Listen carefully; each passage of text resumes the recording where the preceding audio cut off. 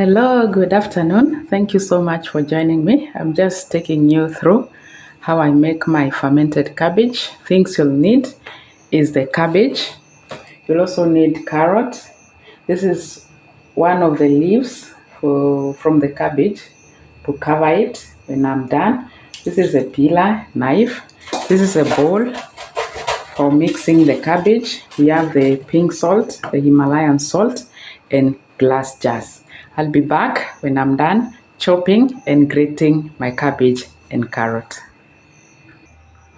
Okay guys, I'm done chopping the cabbage and the carrot, so I'm going to take my pink salt and measure just like a tablespoon,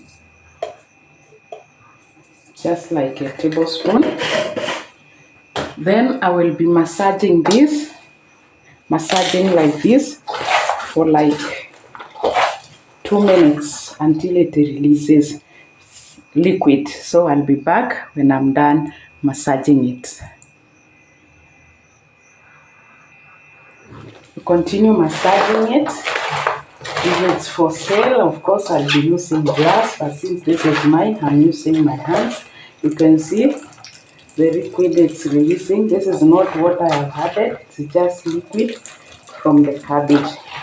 This is what we call brine. So I'll be putting this into my glass jars, then I'll be showing you the next step. I'll be putting this into these glass jars, then I'll be showing you how to cover it. Yes, I've already put my cabbage into the jar. It's usually a messy affair. When I press down, you can see the brine is coming up. All the cabbage should be below this brine so that it does not grow mold. So what I'm going to do, I'm going to use my leaf to cover it so that all the cabbage should be below the brine so that it does not grow mold. Yes, the brine is this cabbage water that came out when I was massaging it. That is what we call the brine. So I'll be covering it, then I'll be back to show you the last step.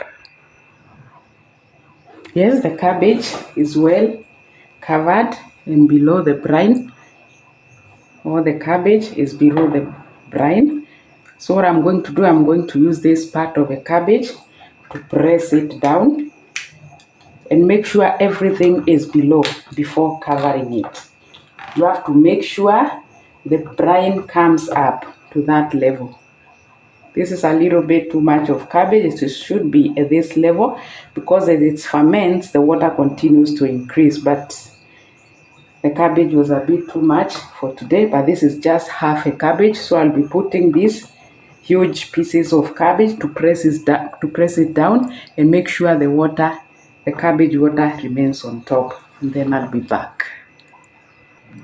You don't want to miss this part because this is the trickiest part. You have to add these huge chunks of cabbage, the middle part of cabbage, to press everything down so that your fermented cabbage does not grow mold. This brine must be on top of this chopped cabbage so that it does not grow mold. Make sure your hands are very clean, the bottles are clean and sterilized so that your cabbage is fresh when you're done.